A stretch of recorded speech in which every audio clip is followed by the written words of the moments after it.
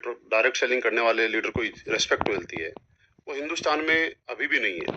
तो इसके पीछे मुझे लगता है कारण ये भी हो सकता है कि पिछले बहुत सालों से हमने देखा है, जब एक लीडर किसी कंपनी में काम करता है, उसके बाद उस कंपनी को स्विच करता है, नई कंपनी में जाता है, तो कहीं न कहीं सोशल मीडिया पे लाइव आता है, पोस्ट डालता है, पिछली कंपनी की बुराई करता है, अपलाइन की बुराई करता है। क्या लगता है ये नेचर सही है? तो मेरे पास सर आपने देखा होगा एडब्ल्यूपीएल में हम लोगों ने बना रखा है, ये नियम भी बनाया कि हमारे यहाँ कोई लीडर सोशल मीडिया पे आगे लाइव नहीं आएगा, किसी के बारे में कुछ बात नहीं करेगा, अच्छी और बुरी। क्योंकि देखो सर अपने अपने ढंग है सभी कंपनियों के काम करने के। कोई कंपनी कैसे काम कर रही है हम किसी को गलत नहीं कह सकते, आप गलत ठहरा नहीं सकते। आप ये नहीं कह सकते कि यार ये आदमी गलत है, ये आदमी सही है। देखो सर एमडीएच अपना मसाला बेच रहा है, एवरेस्ट अपना बेच रहा है, कैच अपना बेच रहा है। कैच की अपनी आर&डी है, एवरेस्ट की अपनी आर&डी है और एमडीएच की अपनी आर&डी है। वो अपना मार्जिन दे रहा है, वो अपना मार्जिन दे रहा है, वो अपना मार्जिन दे रहा है। कोई कम दे रहा है, कोई ज्यादा दे रहा है, कोई बहुत ज्यादा दे रहा है। तो सर ये तो हर आदमी की पर्सनल, उसकी पर्सनल आइडियाज ऑफ बिजनेस है कि वो कैसे काम करना चाहता है। तो हम किसी के बारे में कैसे बात कर ले कि यार वो कंपनी ठीक नहीं है, वो अच्छी है, वो आदमी ठीक नहीं, बुरा है। इसके करने से होता कुछ नहीं है सर।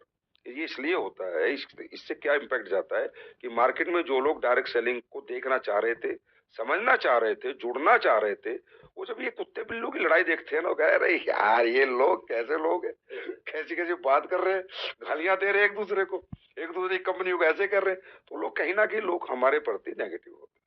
और दूसरा मैं इसमें एक राज की बात बताता हूँ, ये जितने भी लोग किसी दूसरी कंपनी को स्विच करते हैं, देखो स्विच करना उसका अपना अधिकार है, उसके लिए तो अपन मना नहीं कर सकते, जा सकता है कोई भी, होना भी चाहिए।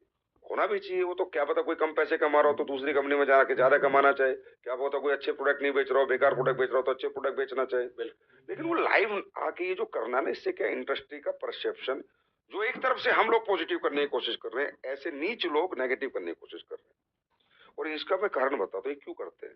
ये उसको लाइव लाते हैं जिसको ले जाते हैं, उससे उसकी पुरानी कंपनी के लिए गाली गलौज उल्टा सीधा बुलवाते हैं।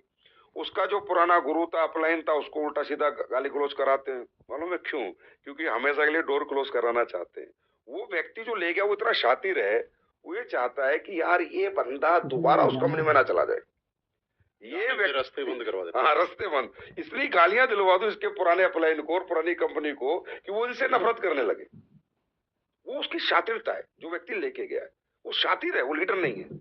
एक होता है लीडर, लीडर जो रियल लीडर होते हैं ना, वैसी शातिरता कभी नहीं दिखाते। वो बात करेगा अपने प्रोडक्ट की, अपने प्लान की, अपने फ्यूचर की, अपने विजन की। क्यों किसी दूसरे की बात करेगा?